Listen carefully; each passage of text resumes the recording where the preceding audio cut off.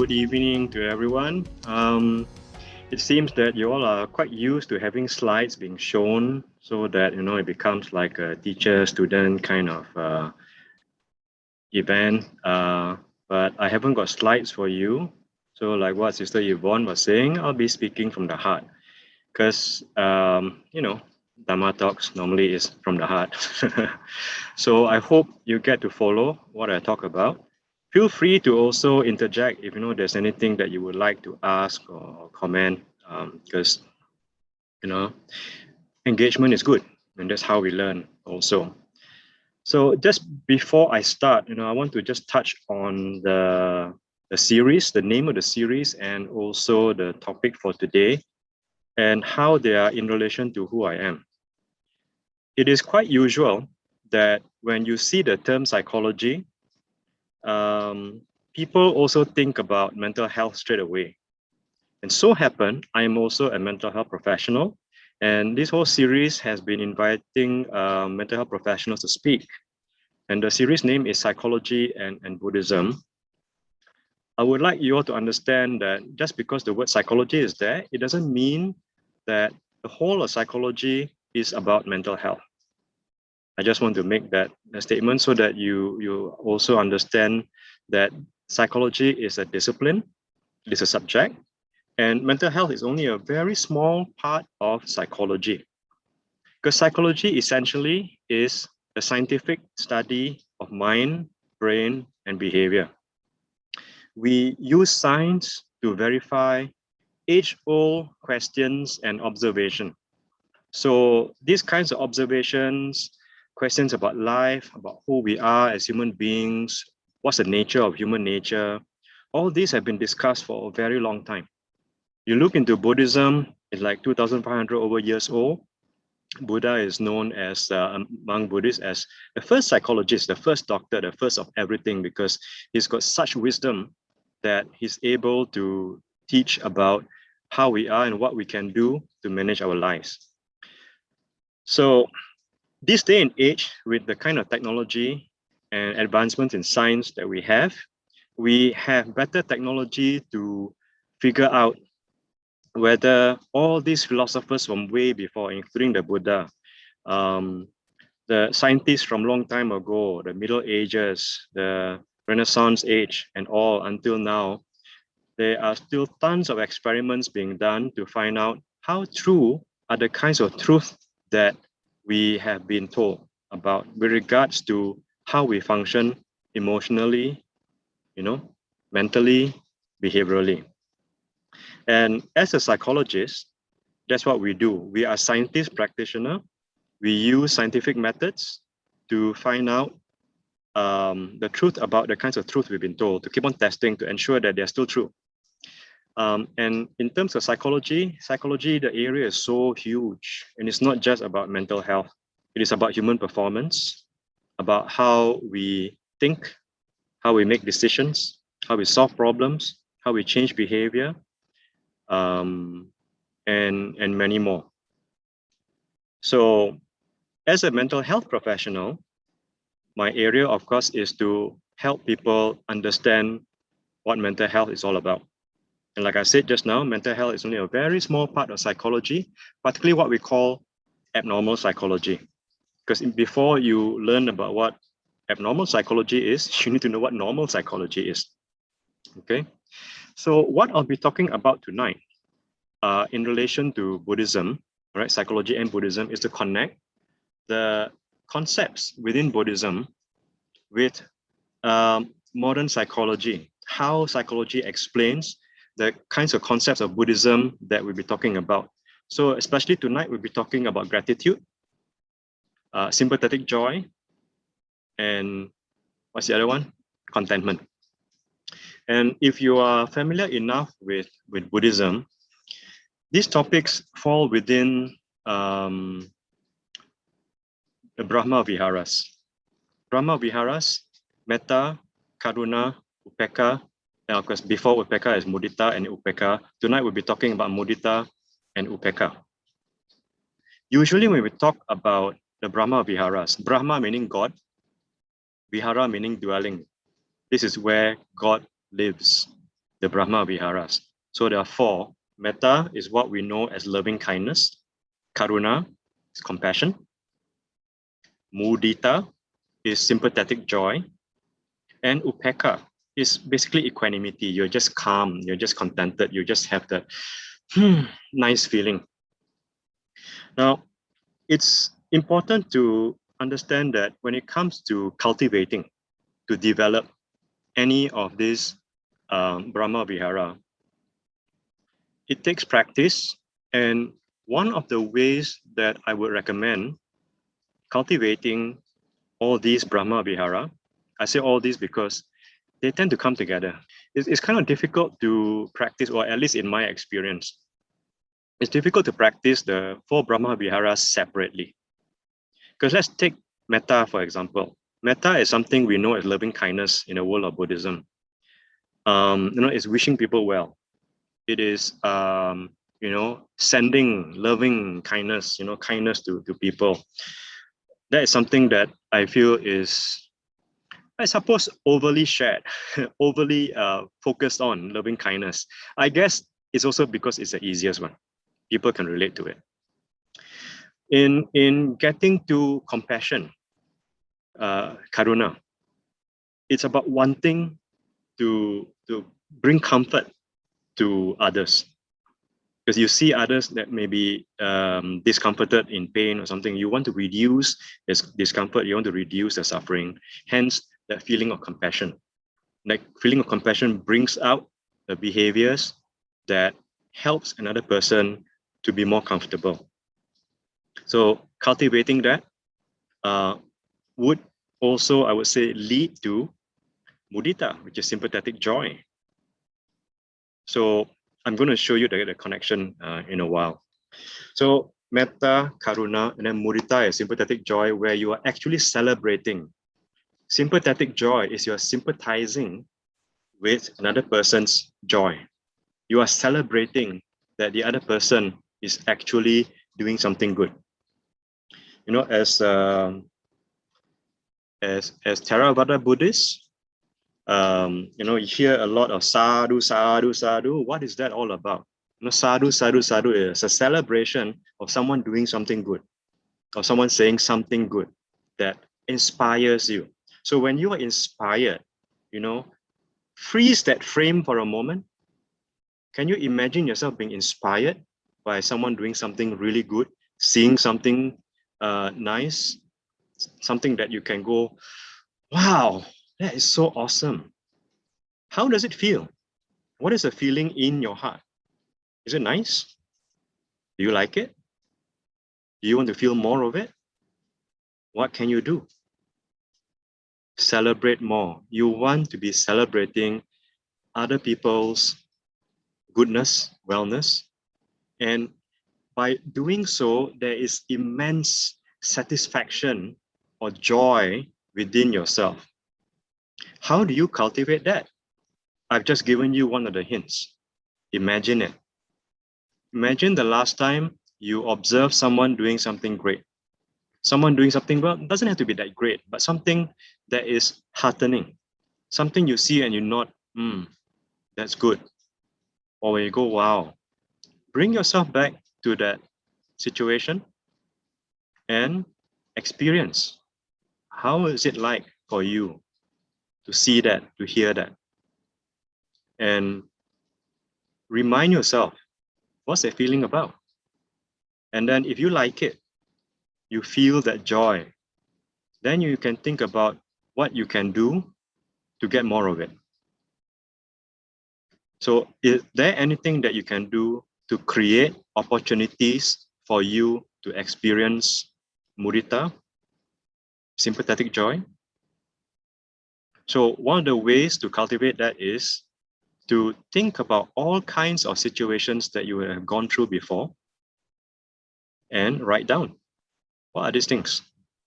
And think about how you can bring up all these conditions that would trigger off that sense of sympathetic joy, where you can see someone or hear someone say something good and you can go sadhu, sadhu, sadhu, like, wow, this is so great. Yeah. So cultivating is about creating that opportunity for you to feel. To me, Buddhism is a very emotional religion or philosophy, whatever you want to call it. Some people don't call it a religion, doesn't matter. I'm not going to argue with you. So it's emotional because it is very much to do with the heart. That's why I kind of insisted that I want to speak from the heart. Because if I have slides are very distracting for me. I have to follow the slides, which means my train of thought have to be stuck to the slide. I don't quite like that. It's weird for a lecturer. The lecturers normally use slides. But anyway, I'm just weird that way. Who cares? So back to sympathetic joy. I'm just launching straight into it. Later on, I'll explain the psychology behind it. So if you are able to celebrate, to share another person's joy, it means you can cultivate it because you have felt it before. So I was talking just now about what can you do to create more conditions, more situations where you can actually feel and experience that joy to celebrate other people. Also, think about what you can do to create opportunities for you to also celebrate yourself. There are many things that, sorry, that's my bread maker going off. Yeah, it's screaming, bread ready, bread ready. Yeah, so this is where I can take the opportunity to go, wow, the bread maker is so smart. Machines these days are so smart. They've got smart devices. Wow, you can actually have sympathetic joy towards machines. Why not? It's like, wow, so clever. You ask Siri a question, Siri on the phone or whatever else that you have on your smartphone, they can answer your question like super fast. And you go, wow, that's awesome. How does it feel like when you go, wow? Can you freeze that time for a while? Look into your heart. What's that feeling like? Is it nice? Do you like it? Do you want more of it? What can you do? You need to just be aware that there's such feeling, there's such experience when you focus on something and you celebrate it. You actually share that sense of inspiration. So one of the ways to cultivate sympathetic joy is to create opportunities for you to be inspired. So basically get inspired. And don't just get inspired, but at that moment, see if you can record down how you actually felt and what it means to you. And this is where mindfulness comes in. Mindfulness is about awareness of how you are feeling. Too many of us, when we're happy, we don't even realize we're happy. We carry on being happy until we're no longer happy. What mindfulness can do to help is to prolong that happiness, because once you are aware that you are feeling good, that you are actually inspired, you can then create from that moment onwards more conditions and situations that brings up inspiration for you. So what you're doing there is you are aware that you have sympathetic joy, and you feel that that is a very nice moment to be in, and it would be nice to prolong that moment. So you become more aware, meaning by cultivating the sense of shared joy, you are also in a way cultivating mindfulness, because you're attending to that particular emotion, that particular situation, where you're becoming more and more aware of what's going on. You're aware of your feelings in relation to what you're seeing and what you're hearing and what you're experiencing, and you are taking the effort to attend to that experience and grow it. So that's one hint and tip to cultivate. How's that, Ken? Does it make sense? So yes, coming back to cultivating mudita, it's about getting inspired and creating situations. And even if you don't create situations, they're already there. All you need to do is to notice. What I do personally to cultivate mudita and to remind myself that there's such thing that can bring about feelings of wellness is I purposely look for things that can inspire me in the simplest way. I walk to work. And when I walk to work, I walk through Sunway Pyramid to get to Sunway University. And in the morning, shops normally open at 10 o'clock, shopping centers. But, when I walk to work, it's about 8 something. There are people already going to the shops, opening up the shops, mopping, sweeping, and wiping, just getting the shop ready. I see that and I go, wow, sadhu, sadhu, sadhu. Well done. Getting up early and preparing the shop, that's hard work. Taking the effort to do that is something I can celebrate. So from there, I've got sympathetic joy. By the time I walk past all these shops, I'm feeling a nice glow already. It's a very nice experience. So I do that, I practice that. And by the time I get to work, I'm kind of cheerful. It's nice. And once I reach work, I practice metta. And this metta is not about sitting quiet and go, may my friends be well and happy, may my neighbors. No. That metta is like the kind of metta we grew up in the temple with. Not to say that it's not good, but I find that too often when it comes to all these religious practices, they tend to be very institutionalized as doing something that is fixed. But I would like you to look into the Brahma Viharas and see it in your day-to-day lives, because that's what matters. And metta, now this is where I'm going to show you that in order for you to have contentment, mudita alone can help, but you include metta and karuna plus mudita, bang, you almost like go straight away to upeka. I'll show you how later. Maybe you might even do a bit of metta plus karuna plus mudita meditation. Cool, right? Yeah, not just metta, you get a whole lot. So by the time I get to work, I'm like greeting everyone. Hello, hi, good morning. How are you? When you greet, greeting is not just mere greeting. Greeting is an exercise of metta. Why? Because now imagine yourself going to work or going anywhere and meeting someone familiar who smiles at you and say, hi, morning. Freeze that moment when you're just about to answer them. How does it feel? Quite pleasant, isn't it? You're being acknowledged. And even better when you're being acknowledged with a smile, a very decent and very sincere smile. And you automatically smile back. When you smile back and you say, good morning, how are you? Freeze that moment again. How does it feel in your heart? What does it feel like? Is it heavy? Is it light? Is it bright? Is it dark? Be aware of what's going on there. I've done this exercise with many times in many talks, and almost always, if not always actually, people will say, yeah, that's nice, that's kind of nice. It's a very pleasant feeling, I like it. So how would you label that feeling? A lot of people say happiness. I was like, wow, happiness. Just from that greeting alone, looking into your heart at that moment when you're greeting back is happiness. It's a very pleasant feeling. And when I ask, is it a happy, joy feeling like you could be jumping up and down? No, it's just pleasant. It's nice. Say, okay, do you like it? Yes, I like it very much. It doesn't have to be very strong, but it's nice. Say, would you like more of it? Oh yeah, definitely. I mean, that will make my day really nice. Say, okay, where did that feeling come from? From greeting.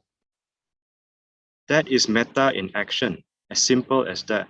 You don't have to sit down, be still, and go through the pain of sitting in a lotus and go, may my neighbors be well and happy and all.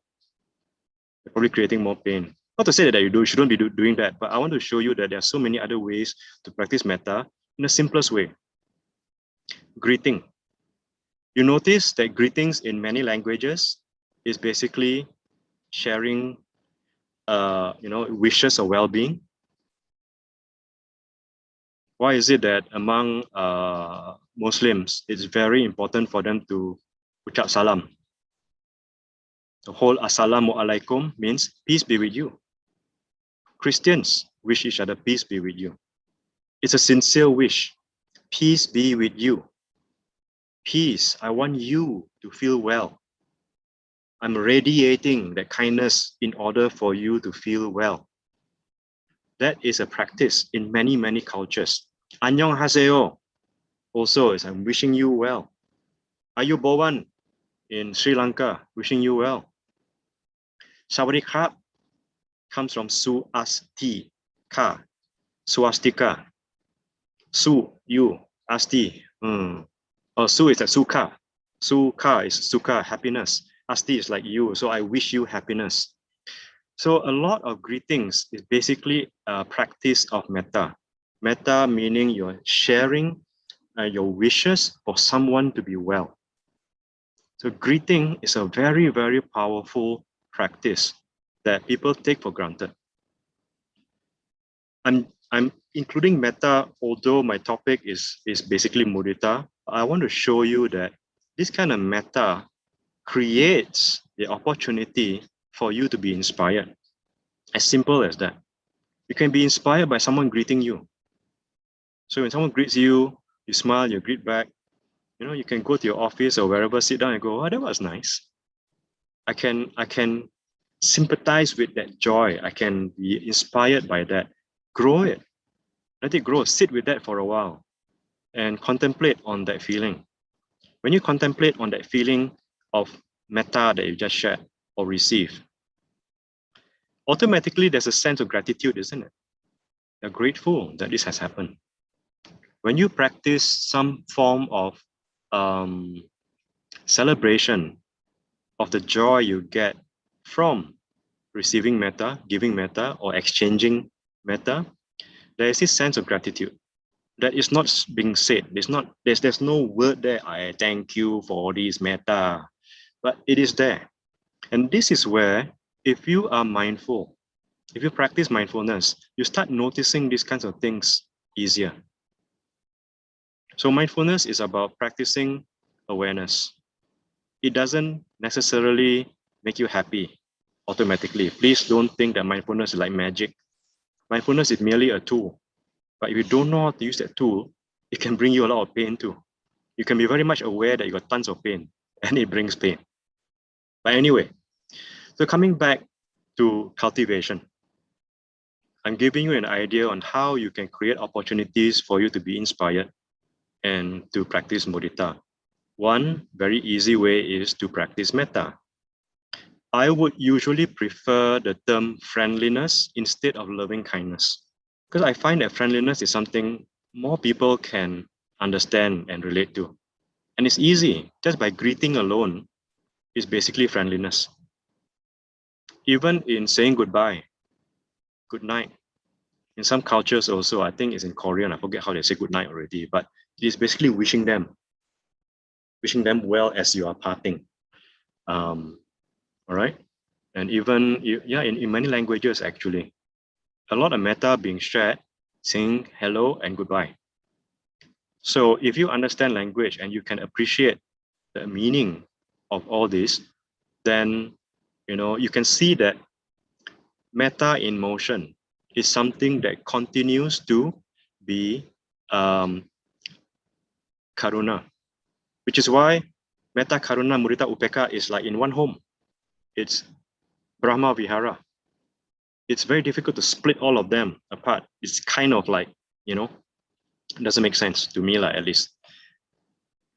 So, covered briefly on metta, friendliness.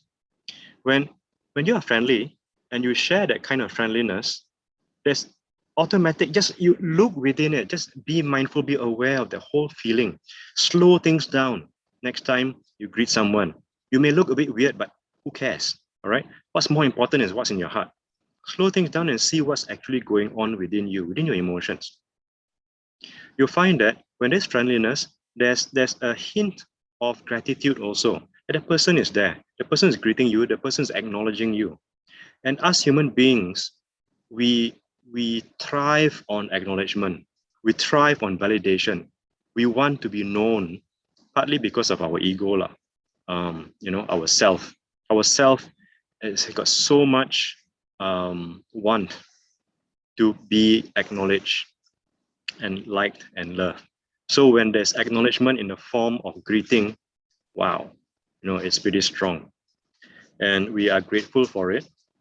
And when we realize that we are acknowledged, it's a very natural sense of security, a sense of belonging. That is a very important element of our well-being. So this is where psychology comes in. We know from tons of research that the single most important factor that contributes to your good quality of life, guess what? Anyone? This is where we interact a bit. What do you need the most, you think, to give you a good quality of life? Apart from money. Love, good. Happiness and contentment, What do you need to get happiness and contentment? Okay, good. SF Lim. Security, gratitude, health, love, relationship, simplicity, All right. I can give you all a prize for this. Guess who the winner is? The winner is Boon Siok Ping. Relationships. Whether you like it or not, research has shown time and time again, for the last 70 years of the kind of psychological science we have, relationships, human interaction, and that's psychological science to tell you, regardless of how healthy you are, you can be dying of cancer, but your quality of life is contributed to not by your physical health, but by your social health.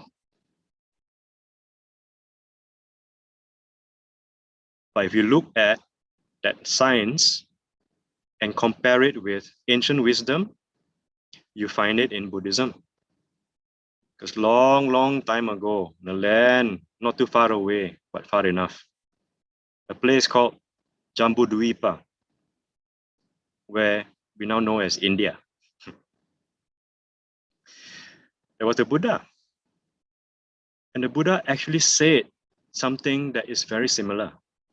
One time with the Buddha and Ananda, his attendant, walking along, and Ananda was saying, Lord Buddha, I think social life is part of spiritual life. You remember that one? The Buddha said, no, Ananda, no, don't say that. Social life is all of spiritual life. That tells you already how important relationships are, human interaction. And that's where friendliness, greeting, joining, having that sense of belonging is something that gives us that meaning of life, of wellness. So if you want to teach anything to your children, teach them how to make friends. Teach them how to keep friends. Teach them how to make even more friends, because they will lose some friends along the way. This day and age, you can get unfriended like very easily, right? Some friends may pass away. Teach them to make friends, because to me, from what we find in research, friendship is the ultimate skill. You don't have a job. If you have plenty of friends, eventually you get a job. You don't have a job, friends cannot give you a job, but eventually they'll feed you because they like you so much. Cannot die one. They'll feed you, they'll give you shelter because you are a good friend. Wisdom is there long time ago.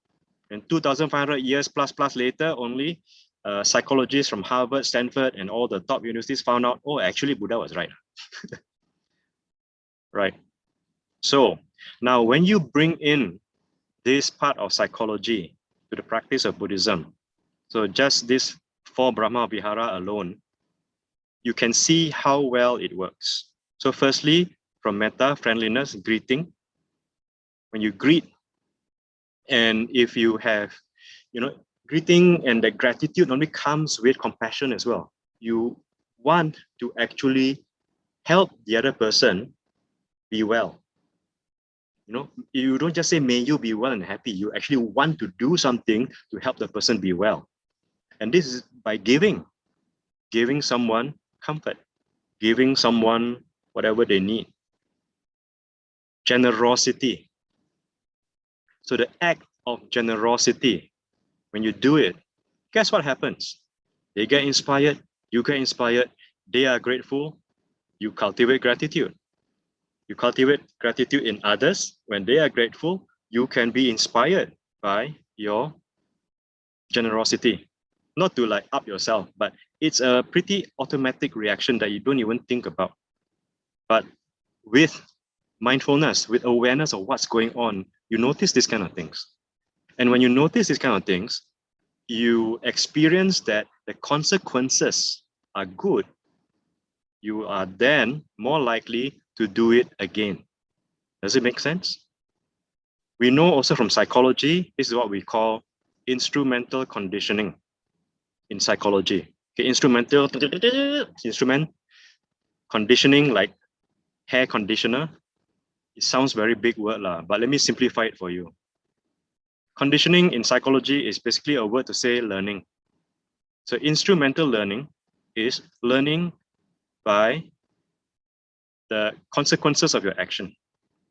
So if the consequence of your action brings pleasant feelings, it brings something that you like, you are likely to do the same thing again because it's rewarding. Why wouldn't you want to do the same thing again? So in order to cultivate metta, karuna, mudita, be aware of the consequences when you bring up metta. What's the consequences of greeting, being friendly? What's the consequence of giving, compassion? What's the consequence of sympathetic joy from celebrating, the goodness of friendship, the goodness of that belonging where you're greeting? As simple as just greeting, I'm still talking about greeting. And the goodness of what other people do. Feel. This is why I say Buddhism is a very emotive, it's very emotional religion or philosophy, because it is from the heart. It is from within. So if you want to be mindful of anything, be mindful of your emotions. And your emotions, the consequence of practicing and cultivating mudita is a pleasant one, then you're more likely to want to do it again. Only if you're aware of it. So a very strong hit also to cultivate anything, any one of the first three Brahma Vihara, metta, karuna, mudita, is to be aware of the consequences. When you see that the consequences are pleasant, are nice, you're more likely to want to do the same things again, because that's human nature. That's how we learn. We learn through the consequences of our actions. When the consequences are pleasant, you're more likely to continue, because that's a signal, isn't it? Do more of this because I like it. That's why children, what do? They take tons of sweets. Sweet is nice, that's why I want to take more sweet. It's as simple as that. And we tend to avoid what? We tend to avoid pain, tend to avoid unpleasant feelings. And this is why a lot of people avoid meditation. It's too painful. So there are things that we need to do to help people cultivate the practice of meditation, but slowly. You want to, whatever you want to cultivate, you want to bring pleasant consequences. So if you make people sit for 45 minutes without moving and strictly tell them to sit that way and don't move, it's going to be more of a punishment as a consequence than, something pleasant. So something to think about, yeah. All right, some things in chat here. Danny, I have to admit, we need good relationships even during work. Yes, definitely. My bad relationship with a supervisor costed my job. There you go. It's so important, relationships. And I can tell you as a mental health professional that when it comes to any kind of treatment for mental health problems, one of the biggest component of treatment is social skills. How to make friends, how to communicate.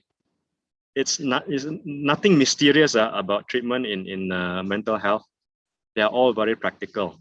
And a big component is about communication, social skills, how to form sustainable relationships, how to manage relationship problems, how to communicate in a way that you can reduce any kind of conflict And if there are any conflict, what can you do to manage the conflict? These are skills that are being taught in a therapeutic setting. Because we know if you don't have good relationships, no matter how much medication you take to reduce depression or anxiety, you're still going to have a pretty bad time.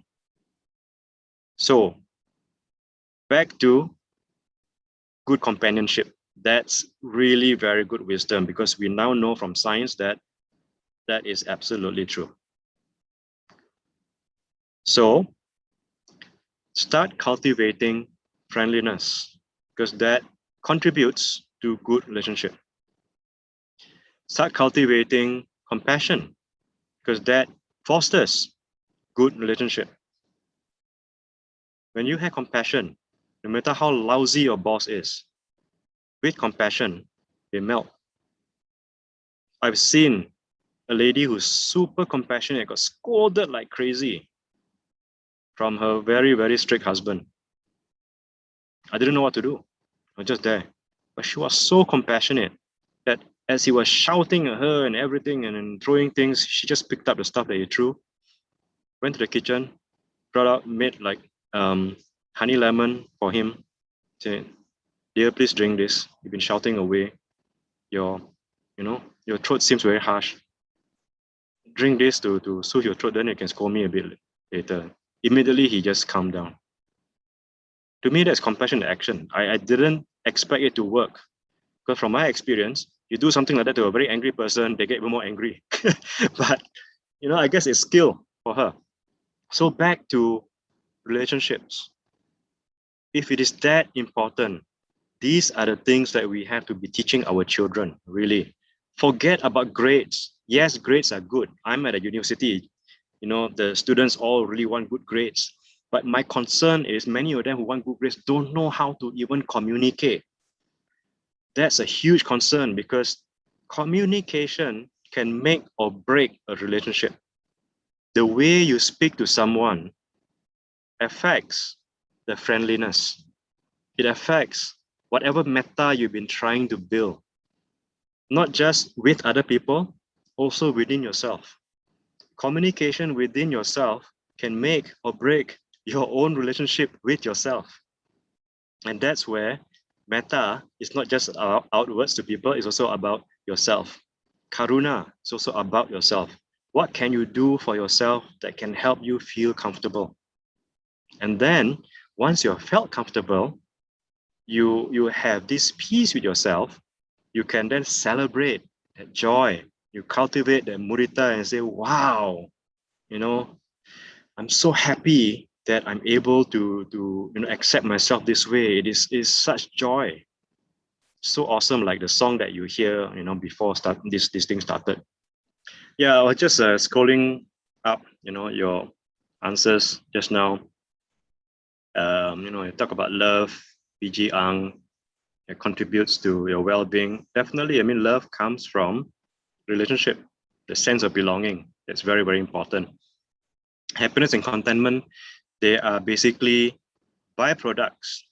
Happiness is a byproduct. It is not something you do.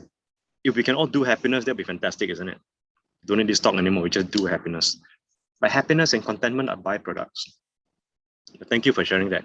Security, yes, security is a very, very important thing that we need to have. And the reason why, this is again from psychology, is probably more of a theory than truth. But if you think about it, to me, it makes sense. When we have a sense of belonging, we automatically have some sense of security. A sense of belonging means we belong to a particular group, community. Like here, we've got BGF, we are acknowledged. We are acknowledged. It means people somehow know that we exist, and they somehow, appreciate us enough that we are existing. When that's the case, we tend to feel more secure, because we know that people out there are somehow caring enough to acknowledge who we are. That sense of belonging is something that helps us feel safe, secure. Safety by numbers. The more people we know, the more secure we feel. So that's where relationship comes in. It's also for self-preservation. looking at it from an evolutionary point of view. All right. So SF Lim, you're not wrong there. It's very good because when it comes to forming relationship, it's also about security. Gratitude, yes, but gratitude towards what? Usually it is social. Usually, not all the time. You can have gratitude towards the world, about everything that happens. But it's usually with regard to some form of relationship. You can be grateful to your phone, for example, because we can't live without our phone these days. Very difficult. Wisdom is also a byproduct. You can't just do wisdom. If only we can, right? All of us straight away enlightened already, but we're not. Or at least I am not. Maybe you are. I'm not. Mutual understanding also. Mutual means relationship. So when you have that mutual understanding, automatically also there's that sense of belonging. I know you, you know me, we know lah, huh? Sama-sama kaki lang. That's a sense of comfort and security. All right, human interaction. Okay. So, sorry, left out word yelling from her husband. Okay, question here. All right. I have a friend who always gets scolding and yelling whenever his mood is no good. All right, from the husband. Okay. She will then share her feelings to me. What's the best thing I can do to console her? All right.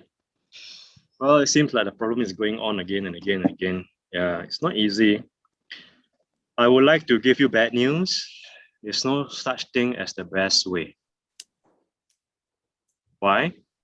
Because there are three sides to a story. You can have the best way.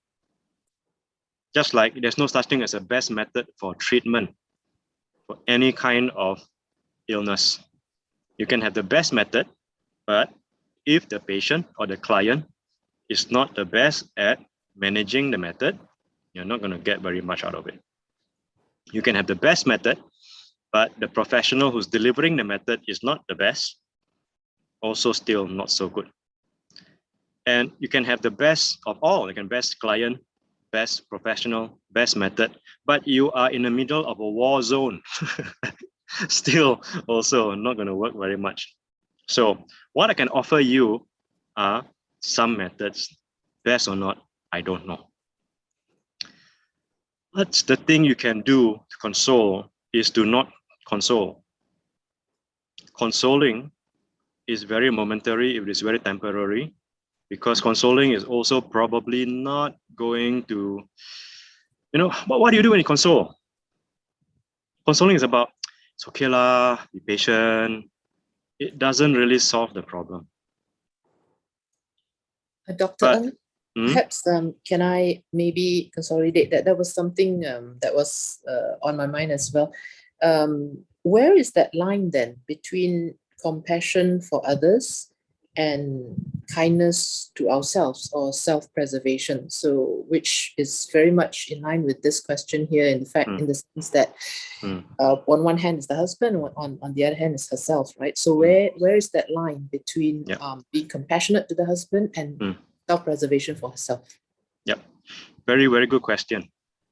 In fact, it's one of the best ever questions. So you deserve a reward for that. Anyone got any reward? BTF got reward. Otherwise, I got an Ajahn Brahm t-shirt I can pass to you. Tell me what size you are. Anyway, so yeah, where's the line? How do you draw the line? It's not an easy thing to answer, because firstly, you don't know what the situation is. Secondly, if you find that you're tiring out, it is actually eating into your own personal well-being, then you need to take care of yourself. And that's what we do as professionals too. If we cannot deal with it, we'll say, sorry, we can't do this. We need to refer you on because I'm just not able to do this right now.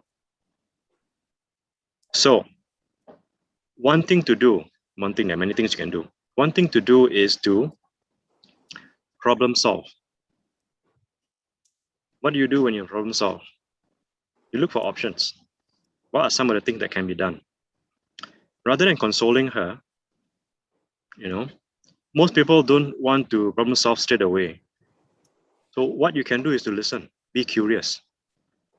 curiosity is one of the things that keeps people energetic enough. Curiosity is what I tell all my students before when I was training psychologists, how to keep yourself from getting too drained. Because, seeing clients with a lot of psychological issues can be very emotionally draining. It's very, very tiring. One of the things that keep us afloat is being curious. So, you can do tons of consoling, and there's only so much consoling you can do. What you can do better is to be curious about what's going on and listen, just being there, being a friend, being compassionate, meaning you want to comfort her as much as possible. Comfort to me is better than console. Console is like, it's okay lah, never mind lah, be patient lah, which is not something that is too helpful, because you don't know how patient they have been already. So basically, be curious, and at the same time, be curious about how she might want to solve the problem, rather than offering a solution. It's easy to offer solutions, but they are likely to not work very easily also. So problem solve together. What are some of the resources that you can look for that can provide you with some solutions? So as you're problem solving, you probably see that there are no solutions. So this is where you can think about what resources are out there. Like what you're doing now, asking me a question, that is reaching out for a resource. Well done. Awesome. Sadhu, sadhu, sadhu. All of us now can, cultivate mudita because of such skillful question. Sadhu, sadhu, sadhu. So yes, problem solve, look for resources, seek help. You cannot be the only one to be dealing with this. You need to seek help. They need to seek help. We're going to seek help together. This is what we call positive thinking. Positive thinking is not about thinking nice things. Nice things don't last. Positive thinking is about progress. So it's not about feeling happy, positive thinking, because that becomes what we call toxic positivity. Consoling sometimes can also be toxic positivity when there's already a problem. Positive thinking is about thinking of a way that helps you to progress. Whether or not you're happy or not happy doesn't matter. Happiness does not fit into positive thinking. It's looking for progression, a way out of a particular problem, so that you don't get stuck. Positive psychology is not about happy psychology. Positive psychology is about advancement, about progress, about how you can move on, how you can sustain sustainability. Yeah. So if there's yelling from the husband and stuff, that perhaps they might need to go for professional help, and it's unlikely that the husband will go. A lot of husbands don't do that kind of stuff. Male ego, what to do? Men, anyway. Yeah, seek professional help, and you don't be a hero. Even psychologists also, I tell my younger ones, don't be a hero. Don't think that you can save everything. Even Superman also wouldn't know what to do in this situation. Superman is just strong, that's all. But Superman is not a therapist. All right. So how to ease suffering? Okay, that one's later. You hang on, okay. Sorry. Yes. Okay. So I don't know whether that answers your question or not, but seek help basically. Where to draw the line? If you're tired, you don't know what to do, you're stuck, that's the line. Stop and seek help. Same thing with myself. I get stuck too. I don't know what to do sometimes. Guess what I do? I seek help. Yes, me, psychologist, seeking help. Of course. I can't help myself. If I'm stuck with myself, I seek help. What other ways do I have? Do you see dentists drilling their own teeth? I don't think so. And is it shameful for a dentist to see other dentists? I don't think so. It's a very wise thing to do, to seek help. So yes, please don't be ashamed of seeking help. I've seen counselors, I've seen psychiatrists. Yeah, sometimes I need medication too. I've seen psychologists. It's fun because most of them are my students, my ex-students. So when they see me like, Dr. Alvin, yeah, it's me. Hi. Yeah. So yeah, that's about as much as I can offer. Sorry, yeah, it's not enough. But yes, basically seek help. What about contentment, you may ask? Now this is where I would encourage you to do some simple, I guess, meditation or contemplation. When you have metta, friendliness, it is satisfying.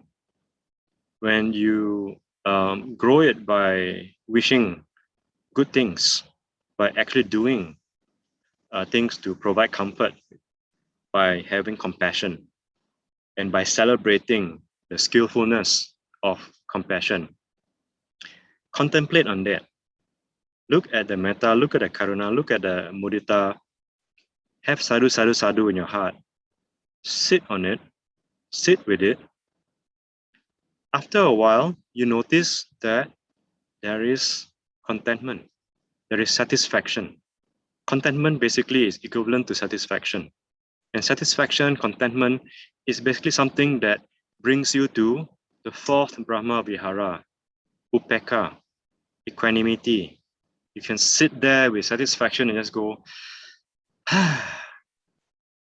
when that happens, you sit in a very nice meditation. No matter how painful your legs are, you're just satisfied. That's how I find some people can sit very long in meditation because they're just satisfied. It doesn't really matter what pain they feel in their body. Pain is pain already. They're just so satisfied at the moment. It's just so nice. Moving back and forth from metta, karuna, mudita up to metta again is like, so good, so nice, so relaxing. And that's just by mental cultivation. You haven't even done the behavior part yet. So together with the Brahma Viharas, I'm kind of talking outside my topic already. I'm adding in, probably stealing other people's thunder. So apologies for the next two speakers. Anyway, once you cultivate that kind of satisfaction in meditation and you combine it with actual behavior, and this is where you bring in the whole of Buddhism basically. Sila, Samadhi, Panya. Sila is your morality. You got your 5 precepts, the things that you do. Practicing that alone, combine it with the kind of satisfaction that you cultivate from metta, karuna, and mudita. Wow, that's powerful. No, just with the 5 precepts alone. What's the first precept? Abstain from killing. What is the opposite of killing? Facilitating life, isn't it? We tend to focus on don't do this, don't do that, avoid this, avoid that, avoid killing. Yeah, it's true. But this is where I like Thich Nhat Hanh's teaching. His 5 precepts is not about avoiding this, avoiding that. His is more to action-oriented, engaging in facilitating life. I think that's pretty cool, isn't it? So the opposite of refraining from killing is to facilitate life. What's the second precept? Abstain from stealing. Opposite of stealing? Generosity. So practice more generosity, facilitate life by keeping people safe. Third precept, sexual misconduct. It's basically sensual misconduct. It's kamesu michachara, kamesu kama. Kama means senses. Sensual misconduct meaning you don't go to extremes in enjoying yourself. You are a pretty balanced person. Staying balanced, facilitating life, being generous makes you a wonderful person already. And then the fourth one, abstain from lying, telling untruth, and having harsh speech. Opposite of that would be good speech, effective and skillful communication. First and fourth precept you practice, you obviously are going to live a pretty good life already. The last one, abstaining from all kinds of intoxicating drinks. What's the opposite of it? Have good nutrition. Can you imagine the impact of just following the 5 precepts that way? On top of that, you are cultivating well-being, cultivating friendliness, compassion, sympathetic joy. By doing that, you feel at peace, and you're also practicing the 5 precepts. That's, to me, is a miracle. It's like, wow, I would love to be able to practice that. Like, well, I'm not. I don't. I must admit. And ask my wife. You're like, you 5 precepts? Ha! But yeah, we try. I can be inspired. Just me talking about it, I'm already inspired already to do it. And this is why you take the 5 precepts. Please, when you take the 5 precepts, don't just go, anadipata, veramani, padang, samadhiyami, and all. Please reflect. Reflect on what I just talked about just now. Reflect on the goodness and the impact of it to inspire you. To really want to take action, to engage. This is what we call engage Buddhism. It's not just about avoiding stuff. You want to also do. You want to do the friendliness. You want to do the generosity, the karuna. You want to do the actual celebration of, skillfulness. So, see if you can find any way, coming back to right from the beginning again, find situations, circumstances where you can actually celebrate the skills of others and yourself and really go sadhu, sadhu, sadhu about it. And you practice all 3 of the first 3 Brahma Viharas, it's easier to then experience equanimity, contentment. To combine the whole, Sila and Samadhi. This is part of Samadhi already where you're contemplating. Sila is your morality, just the 5 precepts alone. Combining those 2, super powerful. Can you imagine the kind of life you can have? 5 precepts makes you a wonderful person. Plus the Brahma Vihara makes you a wonderful person who is also very highly contented. And you are so good with mudita that every single thing you see that is nice, you say, well done. It's easier then for you to say well done to so many people like, why you did that? Fool you, fantastic. Come back that for you. Awesome. How do you think people will react to you telling them that they do nice things, that you inspire them? How would you feel if I tell you you inspire me? By sitting there and paying attention for this 1 whole hour, that's skill, Not easy. Or is it because you put a cutout of yourself, you're fixed there already? Some are moving. Thank you so much, SF Lim. Thanks for smiling. But yeah, it is not easy. So I'm able to see that and go, sadhu, sadhu, sadhu to all of you. Wow, you're still awake also. Yeah. So how can I not practice it as much as you can? See what happens. Look at the consequences. From the consequences, you know whether you've done it good or not good. Go with it, keep on practicing. I guarantee you will fail. Yes, you will fail. That's normal. Most people say, oh, you'll be doing great. Yeah, you will do great, but then you will fail still. Keep going. That's why we are in this sea of samsara, we fail. It's okay, keep trying. All right, now I go to the questions. Is that okay? I have been working from home full time for 1.5 years now. Me too. Can't greet and meet my colleagues. Yeah, it sucks. No wonder I feel like something is missing and not happy. How to overcome this? You have a phone? Can you pick up your phone, call a colleague and say hi? Call a friend and say hi. Long time no see. It's nice to talk to you. How are you doing? How's the family? Are you cool? Are you okay? Oh, great. Is there anything you want from me? He said, no, I just want to call you and just say hi. Long time no talk. It's kind of like very weird to not connect. So I'm connecting with you lah. Okay, that's it. Thank you. Bye. Call another friend after that.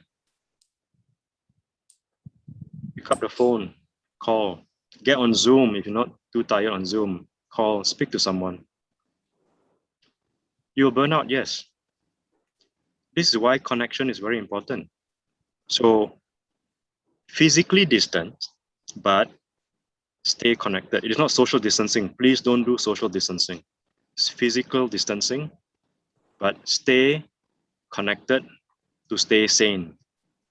Very important. Psychologists say so, not just me. Psychologists around the world saying stay connected. Yes, phone.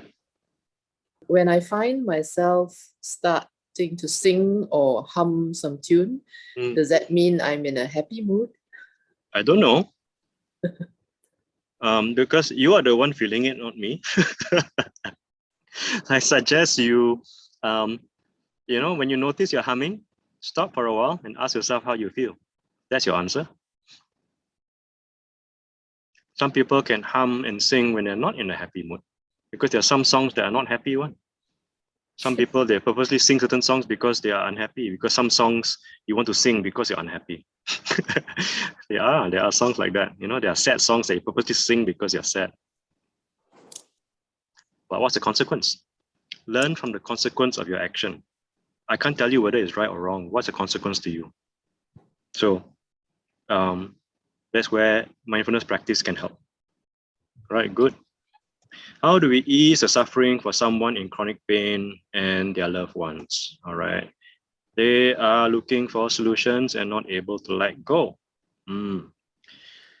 Well, sometimes letting go is not what you think it means. It's kind of difficult. That's probably another talk by itself, which I'll be happy to give, but not tonight. But how do we ease suffering? Well, I would say go back to curiosity. Find out. Ask them, what would ease their suffering? And that's compassion. Compassion is about, compassion is a very painful feeling. Be careful, beware. Something that sometimes you don't see. Compassion, there's a disclaimer at the bottom. This emotion is actually very painful. Why? Because when you see others suffering, you want to reduce their suffering. Because they're suffering, you also suffer. Because you don't know how to reduce the suffering and you really want to, it's painful. It's suffering. So compassion, sometimes people, give up on compassion because it's too painful. How do we ease suffering is you can ask, is there anything I can do to reduce the suffering? Curiosity and offer. They say something, see if you can do it for them. If you cannot do it for them, look for some other options and what you can do to ease their pain, provide comfort. Sometimes just being there is enough. Being there is enough to comfort. You know how sometimes animals do that? They are in pain and they don't really want to be touched. They just want to sit next to you and they're happy enough with it already. So these are the questions that you might want to ask them. Because you ask me, I don't know because I'm not them.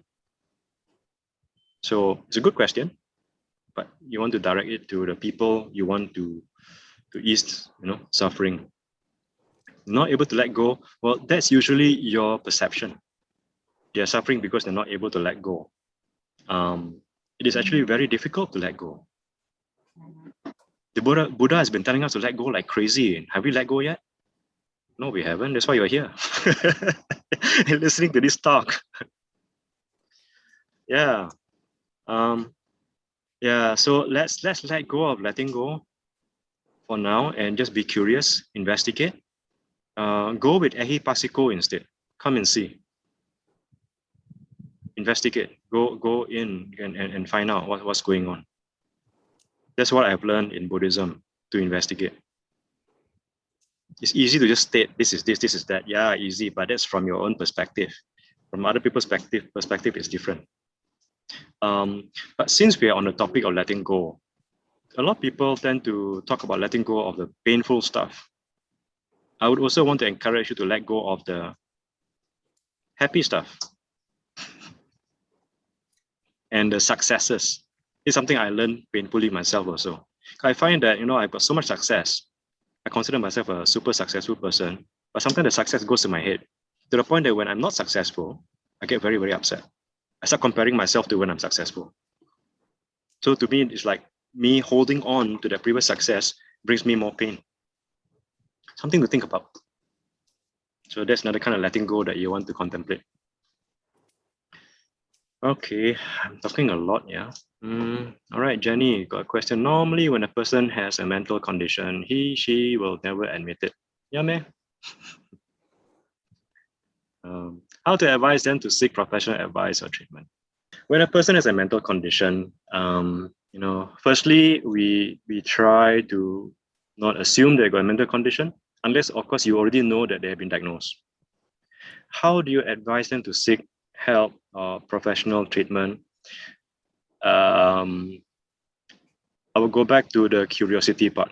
Be curious. If you don't want to seek help, then how? What are the options? Let's have a look at your options and what you have. Explore. And then be curious about why. Why is it that they don't want to seek help? What's the belief that's underlying the reason why they don't want to seek help? What are they afraid of? What is stopping them? It is very important to find out why. Because once you have a better idea of why, then the solutions start coming. But sometimes it's better to not even offer any solution. Just hold your tongue first and just find out. Keep on asking questions. Be like Sherlock Holmes. Or actually better than Sherlock Holmes to be Columbo.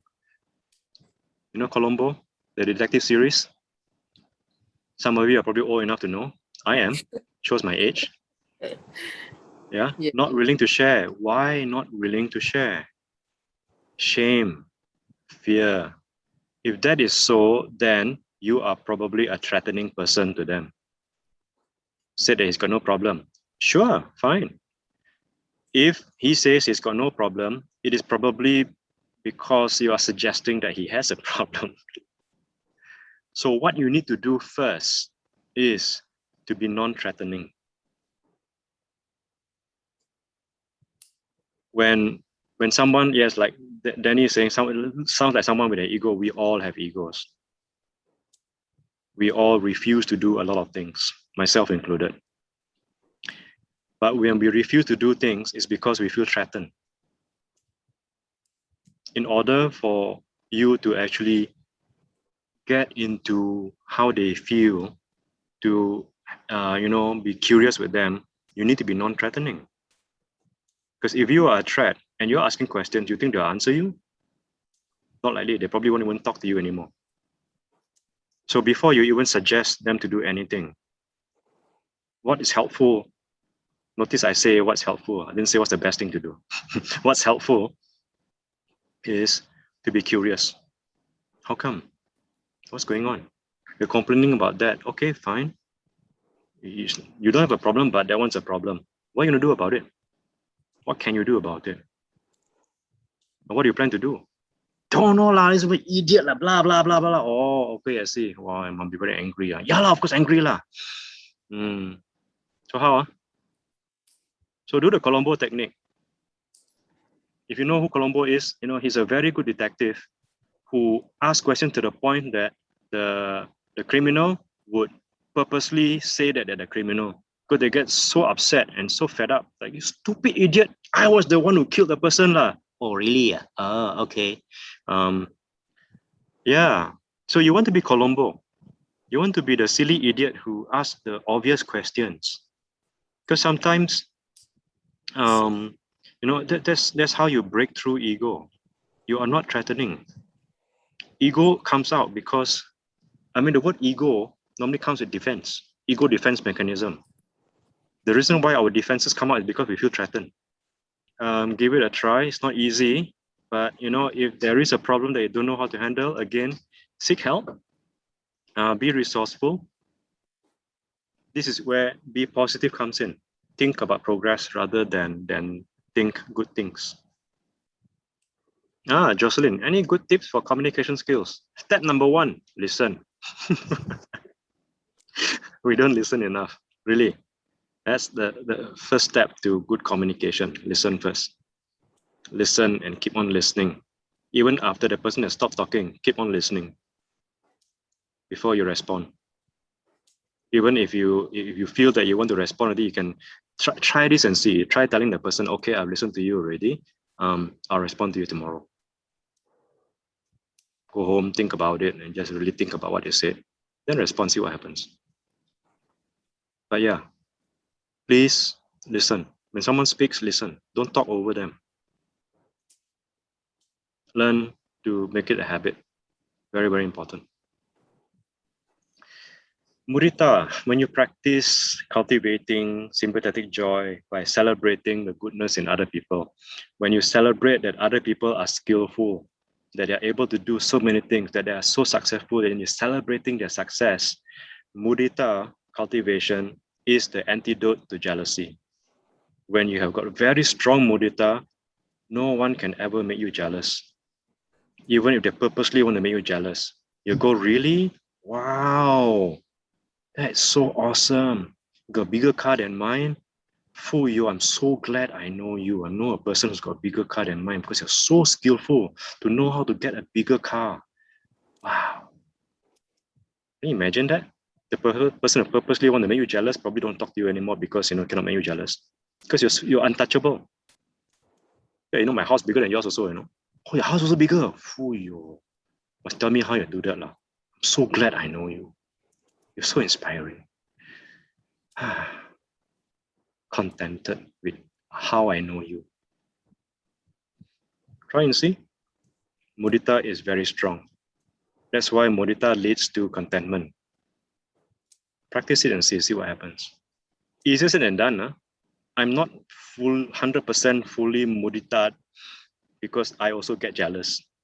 Yes, me, psychologist, professor, also get jealous. I do. I'm human. I'm still practicing. Not enlightened yet. But yeah, it works.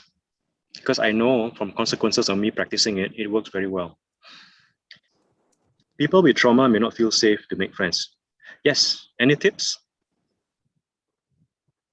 Be kind. Keep on being kind. And keep on being gentle, kind and gentle with them. Eventually they learn. You know how some dogs that have been, or cats and kittens who have been outside and they've been abused like crazy, they're really afraid of human beings. There have been so many instances where they are being cared for by human beings in the gentlest possible way. They eventually learn that these human beings who are caring for them are safe. Traumas take some time to heal. In fact, it can take a whole lifetime to heal, but it can be done. It takes patience. It takes lots and lots of metta, karuna, and mudita, something that people tend to forget about. Mudita, please celebrate them.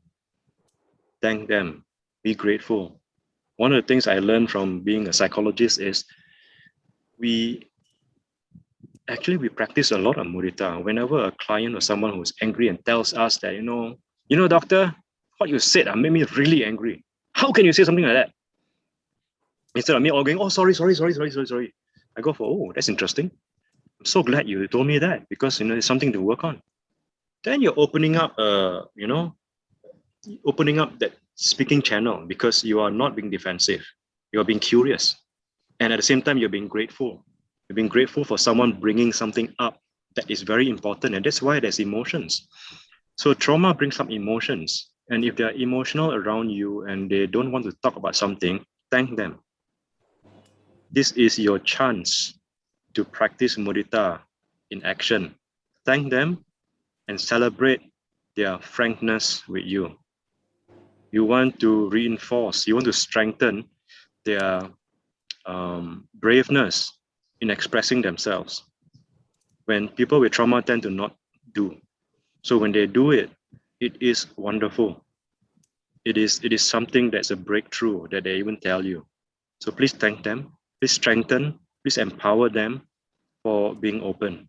Eventually, after a while, you might tell. So yes, kindness, gratitude, things that you want to constantly practice, like really all the time. Grateful for every single thing. I'm grateful for BGA, grateful to all of you, grateful for all your questions, no matter how hard they are to answer. I'm grateful because your questions make me think. When that happens, I'm inspired. That's why I like giving talks because I learn tons of stuff from the kinds of questions that are posed to me. It makes me think tomorrow I come up with some kind of wisdom and then I forget. Yes, and that's where I start again giving talks and stuff like that. There are things you can do to manage stress. One of the things to do is to don't wait until you're stressed. All right, here's a tip for all of you, not just Kayon who just asked. It's what I call healthy habits. Healthy habits are things that you do on a daily basis to keep you alive. So, surely there are things you do for fun. Do them. Make time for fun, make time for entertainment, make time for chores. You must do your daily chores also, otherwise your home kelang kabut. Do your errands, pay your bills, do your studies. There's so many things you need to do in a day. So that even though you are stressed up about class, there are all these other things you do that can be very meaningful to you and that you can focus on them. I hope you get what I mean. And learn to relax. If you don't know how to relax, there are so many relaxation skills that you can learn that I won't have time to teach you right now because we are supposed to end this already. But I would suggest that you go online. There are so many things online that you can learn. Learn to relax. Learn relaxation skills and do your relaxation exercises like 3 times a day before meals or at any time. Don't wait until you get stressed up to relax because it's more difficult to relax when you're already stressed. Plus, if you learn more relaxation, even when you're stressed up, it's then easier for you to get relaxed. At the same time, healthy habits also involve exercising. Do you exercise? If you don't, I suggest you start exercising, right? 5 minutes a day, enough already. Don't need to do so much. 5 minutes plus 5 minutes plus 5 minutes, 3 times a day, really good enough. Just keep doing it. Keep trying. You will fail, but that's okay. A lot of the times we get upset is because we don't allow ourselves to fail. We will fail. That's why I keep on telling people they will fail one. It's okay one. Just keep on doing. If there's nothing much you can do, you find that your teachers, your lecturers don't really care about you, then perhaps there's something that you can do to manage your expectations. This is something also that I learned from Buddhism, and basically put into your daily routine things that are meaningful. So even when you get stressed up, there are other things to do that will probably distract you from the kind of stress you have.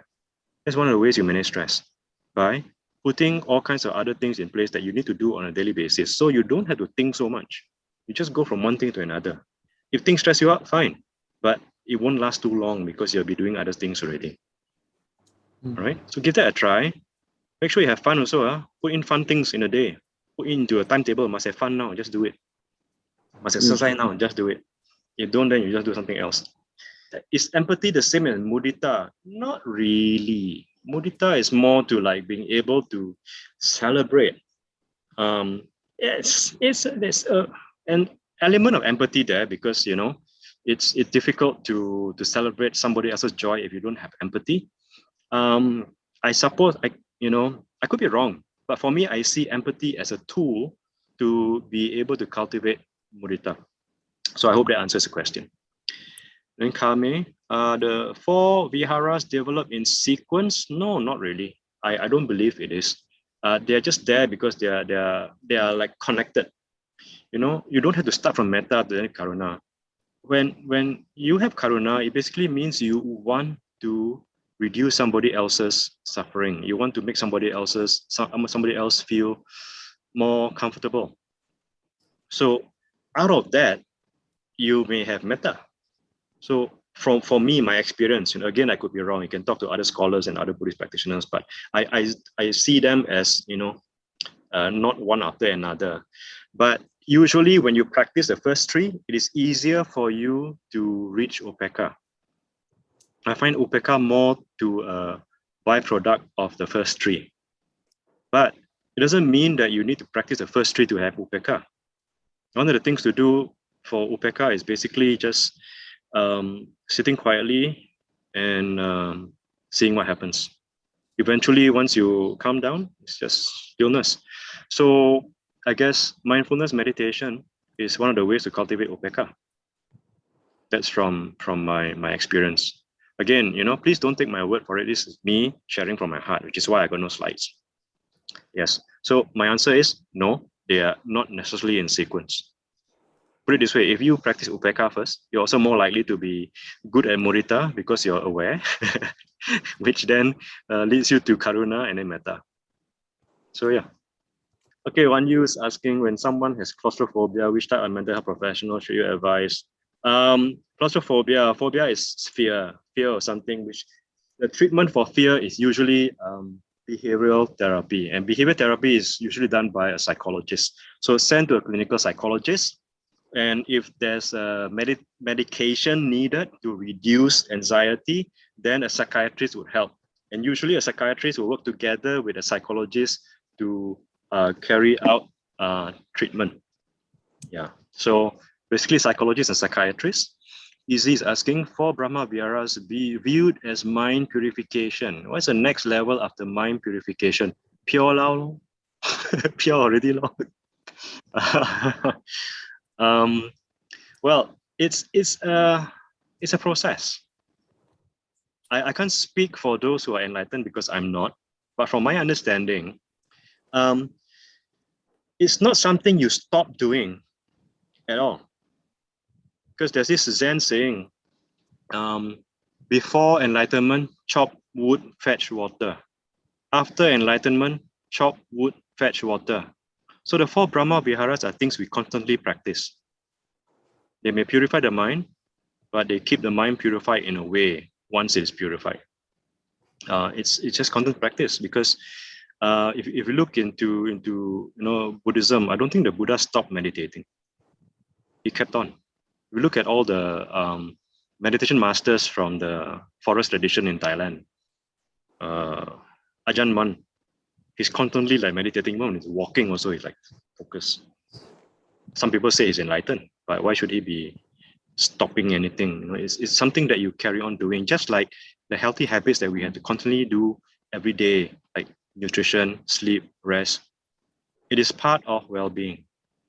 So next level comes when it comes. You just carry on practicing. Yeah, try to combine 5 precepts. In fact, if you don't even practice Brahma Vihara, just focus on 5 precepts, automatically some Brahma Vihara will come up already. I used to have a staff who was prone to taking MC when he was not sick. His excuses were headache, migraine, diarrhea. Superiors were complaining. To pacify the situation, I had to talk with him, suggested go for medical test. Yes, and although I didn't make it, meant to disturb him. From Buddhist perspective, was well, it's dishonest according to you, but to him, I don't think him or her. He's him. Yeah. Well, see, you can try all kinds of ways. What's more important is whether they work or not. If you feel that it's dishonest and you feel guilty about it, that's your problem. Something that you need to deal with. I'm not going to label you dishonest or not, but what was the consequence? So this whole night I've been focusing actually on consequence. Look at the consequence of your action. Make meaning out of it. If it's something that is disturbing you, perhaps there's something that you need to do about it. What exactly, I don't know. But yeah, it's good to bring up. I think it's a very good thing to bring up actually. Liu, YK. Yeah, I doctor, I forgot to mention, it did help, actually. After my chat with this guy, he actually stopped taking MC completely, but I had that filthy conscience, all the okay. Yeah. So the guy's problem is not there anymore, but you still have the problem. So how, what to do? He stopped his MC and I think he turned good lah. You still feel bad? How? I felt bad. Because I felt like I was very dishonest. Okay. So are you still feeling bad? After what you mentioned, I feel better lah. Okay. Ta-da. At least it works lah. Yeah. All right. So it's a good ending. So I provide everything to my kids, but they don't seem grateful or appreciate what I have done. Makes me sad and not feel good. Yeah, of course. Like I said earlier, we are creatures who enjoy, who like acknowledgement and validation. And being a mom, you do all kinds of stuff for your kids because you love your kids. And, a lot of moms do things and they don't expect things back, but it would be nice to receive some gratitude. And yes, it is sad that some children don't see it. How would you overcome this feeling? Well, firstly, I'm glad that you are aware of this feeling. It is good. It's good because it is a natural reaction from an expectation. And this is where, you actually look into Buddhism, which is now found to be, scientifically supported, that what song was that in one of those Buddhist hymns?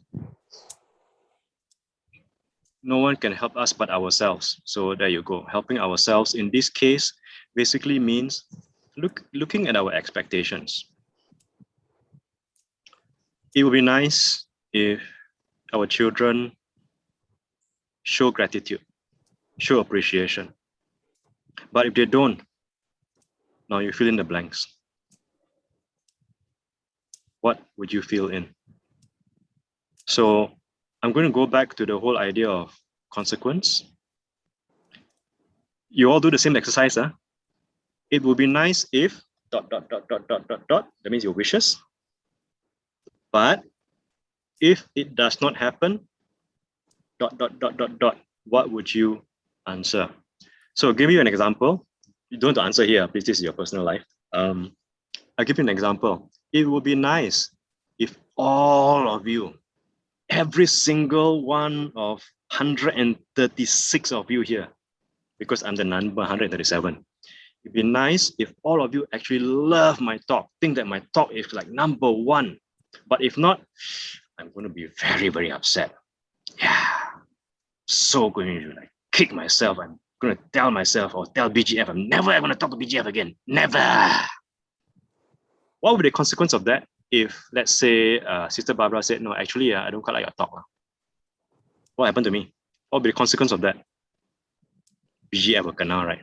BGF, I will never talk to you again, ever. Yeah.